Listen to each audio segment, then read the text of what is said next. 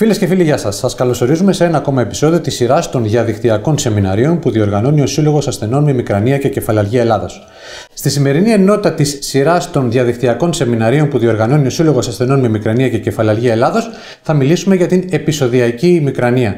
Θα μιλήσουμε για τα χαρακτηριστικά της επεισοδιακής ημικρανίας και τους τρόπους αντιμετώπισης της. Μαζί μας θα είναι οι επιστημονικοί συνεργάτες του συλλόγου μας, ο κύριος Μιχάλης Βικελής από την Αθήνα και ο κύριος Μανώλης Δερμιτζάκης από την Θεσσαλονίκη.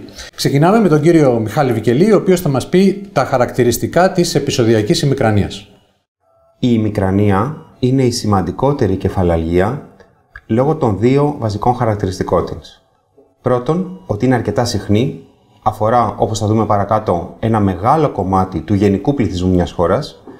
Και δεύτερον, ότι οι κρίσεις της είναι αρκετά έντονες και σε πολλούς ανθρώπους προκαλούν μια διαταραχή λειτουργικότητας που μπορεί να φτάνει από μια ελαφρά μειωμένη ικανότητα να λειτουργήσουν, ως σε κάποιες περιπτώσεις σε μια πλήρη ανικανότητα για φυσιολογική λειτουργικότητα στη διάρκεια μιας κρίσης. Μπορούμε να δούμε ότι η ημικρανία συνόδευε το ανθρώπινο είδος εδώ και πολλές χιλιάδες χρόνια. Σε αυτή την γραβούρα, που είναι κάποιων εκατοντάδων ετών παλαιότερα, βλέπετε έναν άνθρωπο που υποφέρει από ημικρανία και όχι μόνο από τον πόνο, αλλά και τα συμπτώματα που τη συνοδεύουν. Ωστόσο, η ημικρανία έχει ήδη αναφερθεί από τα αρχαία χρόνια. Ο όρος ημικρανία δημιουργήθηκε από έναν Έλληνα γιατρό, τον Αρεταίο τον Καπαδόκη, τον 1ο αιώνα, και υπάρχουν και ακόμα παλαιότερες αναφορές σε αιγυπτιακά κείμενα για ανθρώπους που υπέφεραν την νόσο αυτή. Η καθημερινότητα ενός ανθρώπου με ημικρανία πολλές φορές είναι δύσκολη. Και αυτό το βλέπουμε στη διαφάνεια και αποτυπώνεται σε ένα ημερολόγιο, όπου όταν κάποιος καλείται να καταγράψει τα συμπτώματα της ημικρανίας, το τι πρόβλημα του δημιουργούν, το πώς εμποδίζουν τη ζωή του, μπορούμε πολλές φορές να δούμε εικόνες όπως αυτή ή την εικόνα που απλώς κάποιος καταγράφει μια χρήση φαρμάκων και μπορούμε να δούμε ότι μέσα σε ένα μήνα, τελικά οι πιο πολλές μέρες εμπεριέχουν τη χρήση κάποιου φαρμάκου, με σκοπό βέβαια αυτός ο άνθρωπος να αποφύγει τον πόνο και όλα όσα έρχονται μαζί με τον πόνο μιας κρίσης ημικρανίας. Τα στατιστικά στοιχεία δείχνουν ότι από ημικρανία λοιπόν πάσχει ένα ποσοστό που είναι περίπου στο 10% του γενικού πληθυσμού μιας χώρας. Αυτό σημαίνει ότι αν στην Ελλάδα αυτή τη στιγμή είμαστε περίπου 11 εκατομμύρια άνθρωποι, είναι ασφαλώς περισσότεροι από 1 εκατομμύριο αυτοί που είτε λίγο περισσότερο συχνά είτε λίγο πιο αραιά θα παρουσιάζουν κρίσεις ημικρανίας στη ζωή τους. Είναι μια πάθηση που αγαπά περισσότερο την ενήλικη ζωή. Εμφανίζεται συνήθως στην εφηβική ηλικία, λίγο μετά την εμιναρχή, δηλαδή την έναρξη σεμήνου ρίσος στα κορίτσια και σε αντίστοιχη ηλικία στα αγόρια, και συνήθως υφίεται μετά τη μέση ηλικία. Άρα αφορά νέους ανθρώπους στα πιο παραγωγικά χρόνια της ζωής τους. Δεν πρέπει να ξεχνάμε όμως ότι η ημικρανία μπορεί να εμφανιστεί σε οποιαδήποτε ηλικία. Υπάρχουν παιδιά ακόμα και των πρώτων τάξεων του δημοτικού που παρουσιάζουν ημικρανία ή κάποια άλλα σύνδρομα που λέγονται ημικρανικά ισοδύναμα, τα οποία σχετίζονται με την ημικρανία, αλλά επίσης υπάρχουν και άνθρωποι που έχουν ξεπεράσει τα 55-60 χρόνια της ζωής τους και εξακολουθούν να ταλαιπωρούνται συχνά, σε κάποιες περιπτώσεις ακόμα και πάρα πολύ συχνά ή καθημερινά, από κρίση ημικρανίας. Στον πληθυσμό που πάσχει ημικρανία, ξέρουμε ότι είναι πολύ πιο συχνή στις γυναίκες. Περίπου 2 με 3 φορές συχνότερη στις γυναίκες από ό,τι στους άντρες, και φαίνεται ότι αυτό έχει να κάνει με το ότι στον ημικρανικό εγκέφαλο, στον εγκέφαλο λέει των ανθρώπων που έχουν τα γονίδια και μπορούν να παρουσιάσουν κρίση ημικρανίας, η φυσιολογική διακύμανση των γυναικείων ορμονών, των ιστρογόνων, που συμβαίνει σε όλες τις γυναίκες στη διάρκεια του μηνιαίου κύκλου τους, παίζει έναν πυροδοτικό ρόλο για την πρόκληση κρίσεων ημικρανίας. Άρα, οι ορμόνες των γυναικών δεν είναι η αιτία της ημικρανίας, αλλά σε πάρα πολλές περιπτώσεις είναι ο πυροδοτικός παράγοντας ημικρανίας. Και ας μην ξεχνάμε ότι έχουμε γυναίκες που μπορούν να παρουσιάζουν κρίσεις ημικρανίας αποκλειστικά στην περίοδό τους. Στις περισσότερες γυναίκες παρατηρούμε ότι σε μια εγκυμοσύνη η ημικρανία θα έρθει σε ύφεση και, όπως είπα και νωρίτερα, στις περισσότερες γυναίκες μετά την εμεινόπαυση θα έχουμε πλήρη ύφεση της ημικρανίας. Για να διαγνωστεί κάποιος ως πάσχων από ημικρανία, θα πρέπει να έχει από ιατρικής πλευράς τουλάχιστον 5 τέτοια επεισόδια στη ζωή του. Βέβαια, οι περισσότεροι άνθρωποι έχουν πολύ περισσότερα. Πολλοί από αυτούς έχουν και 5 μέσα σε ένα μήνα, κάποιοι ακόμα και πιο συχνά. Ο πόνος της ημικρανίας διαρκεί από λίγες ώρες ως και 3 μέρες, αν δεν λάβει θεραπεία, ικανοποιητική θεραπεία ο ασθενής, και ο πόνος της ημικρανίας έχει κάποια χαρακτηριστικά που δεν είναι απολύτως απαραίτητα να υπάρχουν σε όλους, αλλά είναι τα πιο τυπικά. Και όσο περισσότερα από αυτά έχει κάποιος, τόσο πιο εύκολα φτάνουμε στη διάγνωση της ημικρανίας. Μονόπλευρη εντόπιση, είναι πάρα πολύ συχνή, συχνά εναλλάσσεται από τη μια πλευρά του κεφαλιού στην άλλη, αλλά ας μην ξεχνάμε ότι το 1 τρίτο των ημικρανικών μπορεί να έχει αμφίπλευρη εντόπιση. Σφίζοντα χαρακτήρα, με αυτό εννοούμε ότι ο πόνος χτυπάει ρυθμικά σαν σφυρί, ο άνθρωπος αισθάνεται σαν να χτυπάει ο παλμός της καρδιάς του μέσα στο κεφάλι του. Ενόχληση από φως, ήχους, τάση για εμετό ή εμετό, μεγάλη ένταση και επιδείνωση με τη συνηθισμένη σωματική δραστηριότητα. Αυτά είναι τα κλινικά χαρακτηριστικά της ημικρανίας και αυτά τα κλινικά χαρακτηριστικά έχουν μετατραπεί από τους γιατρούς σε διαγνωστικά κριτήρια ώστε να μπορεί να τεθεί η διάγνωση της ημικρανίας. Είπα ήδη λοιπόν ότι η ημικρανία δεν είναι μόνο πόνος. Όπως αυτό το πολύ ωραίο σχήμα βλέπουμε ότι υπάρχει ένα παγωτό με πολλές και διάφορες γεύσεις πάνω, έτσι και στην ημικρανία υπάρχει ο πόνος που είναι το βασικό χαρακτηριστικό, αλλά υπάρχουν και άλλα συμπτώματα. Η ενόχληση από το φως και τους ήχους, η ενόχληση από τις έντονες οσμές που είναι πολύ χαρακτηριστικά, η αλλίωση στη γεύση ή στην όσφρηση πριν την κρίση ως πρόδρομο σύμπτωμα ή και κατά τη διάρκεια της κρίσης, η αλλοδυνία που αναφέρεται στη διαφάνεια είναι το αίσθημα που έχουν πολλοί ημικρανικοί είτε στη διάρκεια της κρίσης είτε και μέσω κριτικά ενδιάμεσα των κρίσεων σε πολλές περιπτώσεις, όπου μπορεί να κουμπίσουν το πρόσωπό τους ή το δέρμα του κεφαλιού τους ή τα μαλλιά τους και αυτό να είναι επώδυνο, να προκαλεί πόνο, και αυτό ξέρουμε ότι παρουσιάζεται σε ανθρώπους που έχουν περάσει πολλές έντονες και συχνές κρίσεις ημικρανίας. Συμπτώματα όπως δυσκολία συγκέντρωσης, συμπτώματα όπως κόπωση, αλλά και συμπτώματα όπως η ημικρανικής άβρας που θα δούμε παρακάτω, δίνουν στην ημικρανία μια συμπτωματολογία που σε πολλές περιπτώσεις είναι πραγματικά πλούσια. Ας μην ξεχνάμε ότι οι ημικρανικοί ασθενείς πολλές φορές έχουν και συμπτώματα μέσοκριτικά. Δηλαδή, μπορεί ένας άνθρωπος με ημικρανία ανάμεσα στις κρίσεις μπορεί να απέχουν 10-15 μέρες, να είναι πιο ευαίσθητος στο φως, τους ήχους, τις οσμές, να είναι περισσότερο κουρασμένος, να έχει δυσκολία συγκέντρωσης. Και ακόμα και σε περιπτώσεις που μέσοκριτικά συμπτώματα δεν υπάρχουν, ας σκεφτούμε όλοι ότι ένας άνθρωπος που ανα πάσα στιγμή μπορεί να υποστεί μια κρίση ημικρανίας με μεγάλη ένταση, με πολύ πόνο, με όλα αυτά τα συμπτώματα που θα διαταράξουν τη λειτουργικότητά του, ακόμα λοιπόν και σε αυτή την περίπτωση μπορεί να νιώθει το άγχος, το φόβο μιας επικείμενης κρίσης και να ζει μια καθημερινότητα με αυτό το φόβο στο αν θα μπορέσει να ολοκληρώσει το καθημερινό του πρόγραμμα ή θα έρθει μια κρίση ημικρανίας. Είπα νωρίτερα ότι στους ενήλικες μια κρίση ημικρανίας, αν δεν ληφθεί η σωστή θεραπεία, μπορεί να κρατήσει μέχρι 3 μέρες, ενώ κρατάει τουλάχιστον κάποιες ώρες. Τα ιατρικά κριτήρια λένε τουλάχιστον 4 ώρες. Επίσης, ο ασθενής μπορεί να ξυπνήσει με ημικρανία και θεωρείται αυτό μια κρίση που ήδη έχει ξεκινήσει για κάποιες ώρες, ενώ στα παιδιά τα πράγματα μπορεί να είναι λίγο διαφορετικά. Η ημικρανία μπορεί να μην έχει πάρει ακόμα την τελική της μορφή και έτσι τα παιδιά να έχουν κρίσεις μικρότερης διάρκειας. Η μονόπλευρη εντόπιση του πόνου είναι βασική.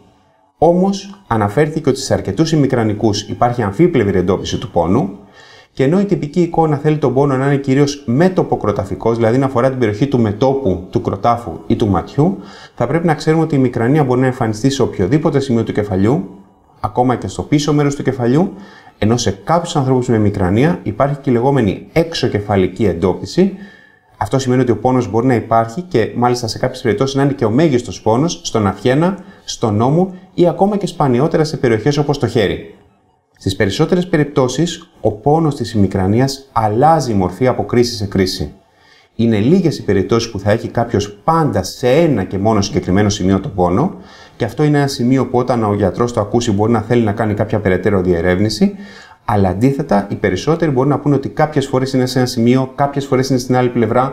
Μπορεί να υπάρχει μια αγαπημένη πλευρά, δηλαδή να είναι 9 φορές δεξιά, 1 φορά αριστερά, αλλά στους περισσότερους ανθρώπους, αναλαμβάνω, υπάρχει το μοτίβο της εναλλαγής της εντόπισης.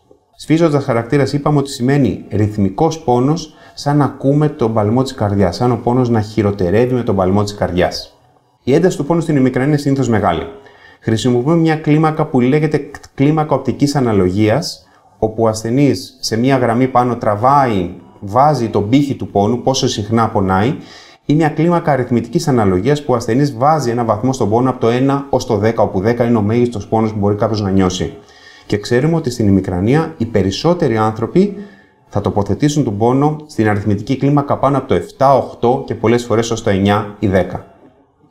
Ο συνδυασμός του πόνου μαζί με τα συνοδά συμπτώματα, την ενόχληση από το φως, τους ήχους, που μπορεί να μην είναι απόλυτη, αλλά δηλαδή μπορεί κάποιος να μην θέλει απόλυτο σκοτάδι και ησυχία, αλλά να είναι έντονη σε πολλές περιπτώσεις, οδηγούν πολλοί στους ημικρανικούς, ειδικά αν έχουν τη δυνατότητα, να θέλουν να απομονωθούν σε κάποιο χώρο ή ακόμα καλύτερα σε ένα σκοτεινό και ήσυχο δωμάτιο. Η ημικρανία έχει μελετηθεί εκτεταμένα και τα τελευταία χρόνια ο Σύλλογος Ασθενών με Ημικρανία και Κεφαλαλγία Ελλάδος έχει εκπονήσει ήδη μια πρώτη διαδικτυακή έρευνα και αυτή τη στιγμή που βιντεοσκοπείται αυτό το webinar διενεργείται η δεύτερη διαδικτυακή έρευνα, όπου ο σκοπός είναι πολλές εκατοντάδες ή χιλιάδες άνθρωποι με μικρανία να αποτυπώσουν τη γνώμη τους, την εμπειρία τους, τις εντυπώσεις τους και τα συμπτώματά τους. Βλέπουμε λοιπόν ότι πάνω από το 90% μιλάει για έναν δυνατό πόνο στο κεφάλι, ενώ ένα πολύ σημαντικό ποσοστό μιλάει για ευαισθησία στο φως, τους ήχους, ναυτία, τάση για μετό, αλλά και άλλα συμπτώματα, όπως είπα πριν, ευαισθησία στις μυρωδιές ή μια γενικευμένη αίσθηση αδυναμίας. Όσον αφορά τους πυροδοτικούς παράγοντες, δηλαδή τους παράγοντες που κάποιοι ασθενείς συσχετίζουν με την εμφάνιση των κρίσεων, οι κυριότεροι αντικειμενικά είναι το στρες, το άγχος ή αντίστοιχα η χαλάρωση μετά από μια περίοδο στρες άγχους, και δεύτερον, οι ορμονικές διακυμάνσεις, όχι τόσο οι διαταραχές, αλλά και οι φυσιολογικές διακυμάνσεις των ορμονών. Παρ' όλα αυτά, υπάρχουν πάρα πολλές καταστάσεις που αναφέρονται από ημικρανικούς ως πυροδοτικοί παράγοντες και μπορούν να αφορούν αλλαγές του καιρού, έντονα φώτα ή ήχοι, πολλή ώρα εργασία, υπολογιστής, ταξίδια ή πολύ έντονη σωματική άσκηση, συγκεκριμένα φαγητά ή ποτά. Όταν αναφέρονται τέτοιοι πυροδοτικοί παράγοντες, είναι πολύ σωστό να συστήσει ο γιατρός στον ασθενή την τήρηση ενός ημερολογίου κεφαλαλγίας, όπου σε κάθε κρίση θα αποτυπώνεται γραπτά ποιοι από αυτούς τους παράγοντες είναι γνωστοί, ώστε να δούμε αν τελικά οι παράγοντες αυτοί παίζουν ένα τέτοιο σημαντικό ρόλο ή απλά σε κάποιες περιπτώσεις αποτελούν μια τυχαία συνύπαρξη. Ο πόνος της ημικρανίας δεν είναι σε όλους τους ανθρώπους ίδιος. Μάλιστα, πολλές φορές, ακόμα και σε σαφώς κληρονομικές περιπτώσεις ημικρανίας που μπορούμε να δούμε σε μια οικογένεια να πάσχει, παραδείγματος χάρη, και η γιαγιά και η μητέρα και η κόρη, μπορεί τα χαρακτηριστικά της ημικρανίας να διαφέρουν. Παραδείγματος χάρη, σε κάποιες περιπτώσεις ο πόνος της ημικρανίας κλιμακώνεται αρκετά γρήγορα. Υπάρχουν όμως περιπτώσεις που ακολουθεί μια κάπως κειμενόμενη πορεία με κλιμάκωση και αποκλιμάκωση για κάποιες ώρες, για κάποιες μέρες, και υπάρχει και η μορφή όπου ο πόνος σταδιακά και αργά κλιμακώνεται για να φτάσει στο αποκορύφωμά του τη δεύτερη ή την τρίτη μέρα μιας ημικρανικής κρίσης. Επίσης, σε πολλούς ανθρώπους υπάρχει διαφοροποίηση των χαρακτηριστικών της ημικρανίας και του πόνου από κρίση σε κρίση. Δηλαδή, η μία κρίση έρχεται με γρήγορη κλιμάκωση του πόνου, μονόπλευρο πόνο, φωτοϊχοφοβία και μπορεί η επόμενη κρίση να ακολουθεί μια πιο σταδιακή κλιμάκωση του πόνου, ο πόνος να μην φτάσει τόσο δυνατά, αλλά να είναι και αυτός βασανιστικός και η ενόχληση από το φως και τους ήχους να μην είναι τόσο έντονη. Θέλω να σταθώ λίγο στην άβρα. Άβρα είναι ένα σύμπτωμα που πάρα πολλοί ημικρανικοί στην ερώτηση αν έχετε άβρα απαντούν ναι, αλλά στην πραγματικότητα μόνο ένα μικρό ποσοστό των ημικρανικών έχει αυτό που ιατρικά ονομάζουμε άβρα. Άβρα λοιπόν στην ημικρανία δεν ονομάζουμε ένα ακαθόριστο σύμπτωμα ότι επίκειται μια ημικρανική κρίση ή κάποια αρχικά συμπτώματα όπως μια δυσανεξία στο φως, τους ήχους, μια αλλαγή στη διάθεση που μπορεί να αποτελούν τα πρόδρομα συμπτώματα μιας ημικρανικής κρίσης. Άβρα ονομάζουμε συγκεκριμένα νευρολογικά συμπτώματα που προκαλούνται από συγκεκριμένες περιοχές του εγκεφάλου και τα οποία συμπτώματα μπορούν να έρχονται συνήθως πριν, αλλά σε κάποιες περιπτώσεις κατά τη διάρκεια ή και μετά μια ημικρανική κρίση.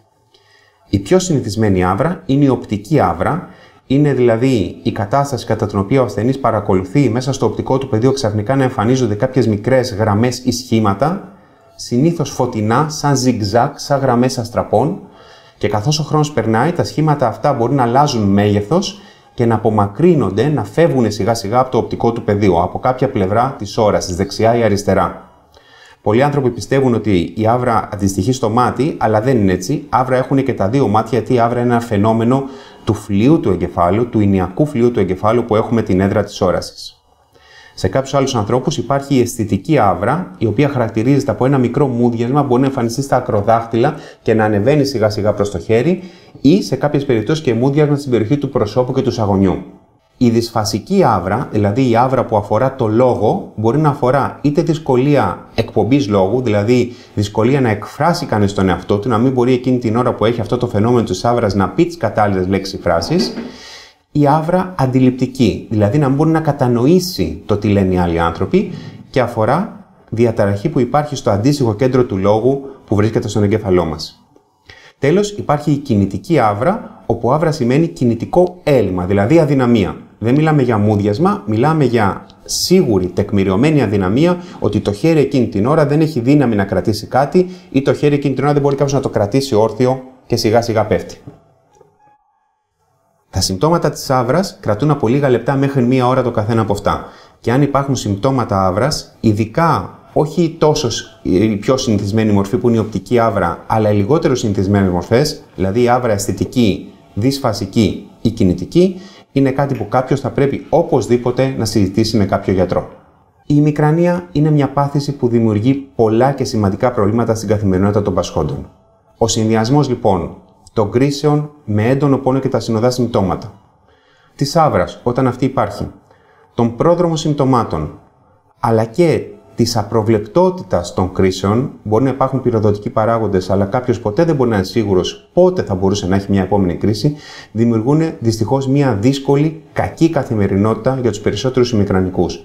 Και μια κακή καθημερινότητα που, όπως αποτυπώνεται στη διαφάνεια που βλέπουμε από την τελευταία έρευνα του Συλλόγου Ασθενών με Ημικρανία και Κεφαλαλγία Ελλάδος, μπορεί να αφορά την επαγγελματική τους πορεία, την επαγγελματική εξέλιξη, πάρα πολύ συχνά, στις δραστηριότητες του ελεύθερου χρόνου, αυτό που θα λέει κανείς τη δυνατότητα να κάνει κάποιο χόμπι, να έχει ελεύθερο χρόνο που να το χρησιμοποιήσει όπως θέλει, αλλά και ακόμα περισσότερο κοντινές σχέσεις. Οι σχέσεις μέσα στην οικογένεια, με τον σύντροφο ή τη σύντροφο, με τα παιδιά, διαταράσσονται σε περίπτωση ειδικά συχνών κρίσεων ημικρανίας, όπως και οι κοινωνικές σχέσεις.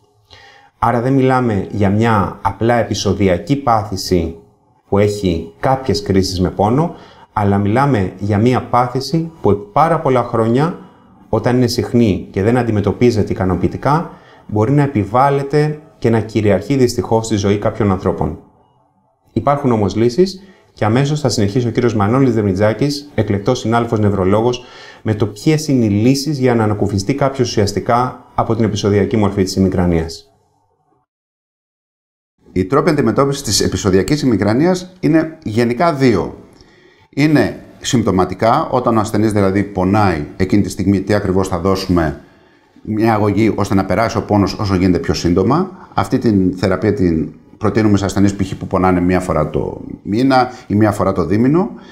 Και η προληπτική θεραπεία, καταλαβαίνετε ότι ένας ασθενής που πονάει συχνά και τακτικά και έντονα ή δεν μπορεί να πάρει καλή συμπτωματική θεραπεία, θα πρέπει να μπει σε μια προληπτική αγωγή. Θα πρέπει δηλαδή να παίρνει κάποια αγωγή ή να κάνει κάτι ώστε να μειωθεί και η συχνότητα και η ένταση των ημικρανικών κρίσεων.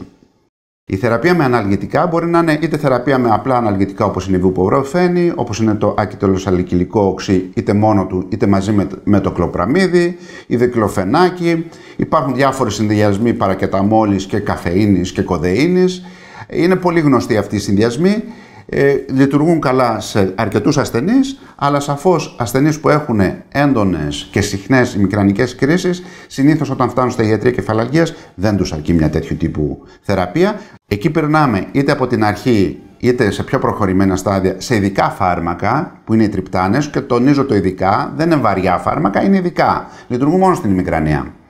Οι τριπτάνες λοιπόν χωρίζονται σε τριπτάνες γρήγορης έναρξης, που είναι η σωματριπτάνη, η ριζατριπτάνη, η λετριπτάνη, και τριπτάνες πιο βραδίας δράσης που δουν όμως 26 ώρες, όπως είναι η φροβατριπτάνη. Οι τριπτάνες γενικά είναι καλά ανεκτές, είναι αποτελεσματικές, δεν ενέχουν κινδύνους, αν δοθούν βέβαια από τον γιατρό στη σωστή περίπτωση, στο σωστό ασθενή.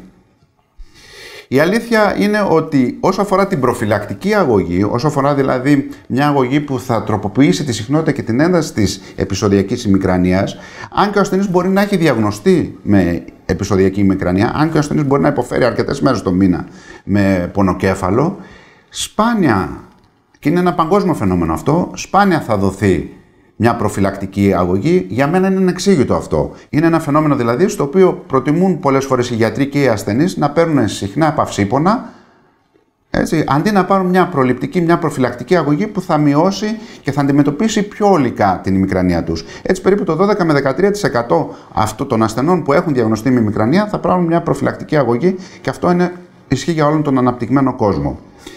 Τα φάρμακα που χρησιμοποιούμε στην προληπτική αγωγή χωρίζονται στα φάρμακα που χρησιμοποιούσαμε ως τώρα, ευρέως γνωστά και χορηγούμενα για πάρα πολλά χρόνια, που μπορεί να είναι β' αναστολής, όπως είναι η προπανονόνη, μπορεί να είναι αναστολής του διάβλων του ασβεστίου, όπως είναι η φλουναριζίνη, διάφορα αντιπιληπτικά με κυρίαρχο την τοπυραμάτη, που χρησιμοποιείται πάρα πολύ συχνά στην ημικρανία, και το βαλπροϊκό οξύ.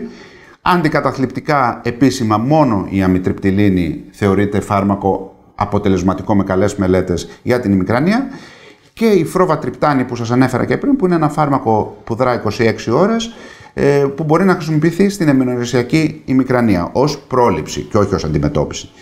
Για τη χρόνια ημικρανία βέβαια χρησιμοποιούμε και την αλλαντική τοξίνη τύπου Α, το γνωστό Botox, που είναι και η μόνη ενδεδειγμένη θεραπεία για τη χρόνια ημικρανία, αλλά αυτό θα το δείτε σε κάποιο άλλο σεμινάριο. Τα φάρμακα ως σήμερα, η προφυλακτική αγωγή ως τις ημέρες που μιλάμε τον Ιούνιο του 2020. Ξέρουμε ότι είναι σταθερά αποτελεσματικά, έχουμε αρκετές επιλογές, υπάρχουν αρκετά φάρμακα, υπάρχει μια μεγάλη επιστημονική εμπειρία και επιστημονική τεκμηρίωση. Το κόστος είναι πολύ χαμηλό, ως και αρκετά χαμηλό, αλλά η αλήθεια είναι ότι αυτά ήταν φάρμακα σχεδιασμένα για άλλες παθήσεις, οι οποίες μπορεί να είναι υπέρταση, οι οποίες μπορεί να είναι κατάθλιψη, οι οποίες μπορεί να είναι επιληψία. Χρησιμοποιούνται βέβαια στην ημικρανία και είναι πολύ αποτελεσματικά στην ημικρανία, αλλά η αλήθεια είναι ότι ήταν σχεδιασμένα για άλλες παθήσεις. Έχουν κάποιες παρενέργειες και είναι λογικό αυτό, γιατί μιλάμε για φάρμακα που έχουν ένα ευρύ φάσμα δράσης. Και η αλήθεια επίσης είναι ότι ένα μεγάλο κομμάτι των ημικρανικών κουράζονται ή για οποιονδήποτε άλλο λόγο και μετά από κάποιους μήνες παρατάνε τη θεραπεία, δηλαδή αυτό που λέμε συμμόρφωση είναι σχετικά χαμηλή. Και περνάμε στις νέες θεραπείες. Ποια καινούρια φάρμακα είτε αυτή τη στιγμή πρωτοκυκλοφορούν, είτε πολύ σύντομα στο κοντινό μέλλον θα κυκλοφορήσουν και στη χώρα μας. Υπάρχουν φάρμακα δηλαδή που στις ΗΠΑ και σε κάποιες χώρες της Ευρωπαϊκής Ένωσης έχουν ήδη κυκλοφορήσει, κάποια μονοκλονικά αντισώματα, και που περιμένουμε και στην Ελλάδα να κυκλοφορήσουν λίγαν συντόμως, θέλω να ελπίζω. Είναι λοιπόν τα μονοκλονικά αντισώματα που χρησιμοποιούμε για την πρόληψη και είναι τα λεγόμενα μικρά χημικά μόρια, τα οποία χρησιμοποιούμε κυρίως για την αντιμετώπιση του πόνου όταν δεν μας κάνουν οι τριπτάνες. Τα μονοκλονικά λοιπόν αντισώματα είναι 4. Κυκλοφόρησαν ήδη τα περισσότερα 3 από αυτά στις ΗΠΑ και σε κάποιες χώρες της Ευρωπαϊκής Ένωσης. Στην Ελλάδα έχει κυκλοφορήσει το 1 αυτή τη στιγμή, η Ρενουμάπη, αλλά αναμένονται πολύ σύντομα, λίγαν συντόμως θέλω να πιστεύω, και τα επόμενα 2. Είναι λοιπόν αντισώματα που ως στόχο έχουν ένα νευροπεπτίδιο που ονομάζεται CGRP, που είναι ένα ειδικό νευροπεπτίδιο, το οποίο γνωρίζουμε εδώ και πολλά χρόνια ότι βγαίνει πρώτο σε μια κρίση ημικρανίας, είναι το πρώτο, το trigger δηλαδή της ημικρανίας, και προσπαθούμε να το αντιμετωπίσουμε ώστε να μην κάνει δράση. Τα 3 από αυτά τα μονοκλονικά αντισώματα εστιάζουν στο ίδιο το νευροπεπτίδιο, ενώ η Ερενομάπη είναι ένα μονοκλονικό αντίσωμα που εστιάζει στον υποδοχέα αυτού του νευροπεπτιδίου. Η αλήθεια είναι ότι υπάρχουν ήδη αρκετές μελέτες έγκρισης αυτών των φαρμάκων. Η αποτελεσματικότητα αυτών των φαρμάκων είναι πάρα πολύ καλή και το θετικό είναι ότι δεν έχουν ιδιαίτερες ανεπιθύμητες ενέργειες. Σε καμία μελέτη δεν είχαμε κάποια σοβαρή ανεπιθύμητη ενέργεια που θα μπορούσαμε να αποδώσουμε στα μονοκλονικά αντισώματα. Οπότε αναμένουμε τα μονοκλονικά αυτά αντισώματα, είτε ήδη αυτά που κυκλοφορούν, είτε αυτά που θα κυκλοφορήσουν πολύ σύντομα και στη χώρα μας. Μια άλλη κατηγορία που αναφέραμε είναι τα μικρά χημικά μόρια, G-PANS στη συγκεκριμένη κατηγορία. Αυτά θα χρησιμοποιηθούν κυρίως στην αντιμετώπιση του πόνου, δεν θα είναι δηλαδή προληπτική αγωγή, και κυρίως θα χρησιμοποιηθούν εκεί που δεν θα μπορεί να δώσει ο γιατρός τριπτάνες. Γιατί ο ασθενής μπορεί να έχει κάποια πάθηση όπως είναι η στεφανία νόσο, αρτηριακή υπέρταση, οπότε εκεί ο ασθενής μπορεί να προτιμήσει να δώσει κάτι άλλο που δεν θα έχει τέτοιες παρενέργειες. Τα 2 από αυτά, τα μονοκλονικά, τα G-PANS, θεωρούνται επιπόνου και ίσως υπάρξει και ένα G-PAN που θα χρησιμοποιείται στην πρόληψη της ημικρανίας, που θα πρέπει να το παίρνει δηλαδή ο ασθενής καθημερινά. Και εδώ τελειώσαμε το σεμινάριό μας. Σας ευχαριστούμε για την παρακολούθηση.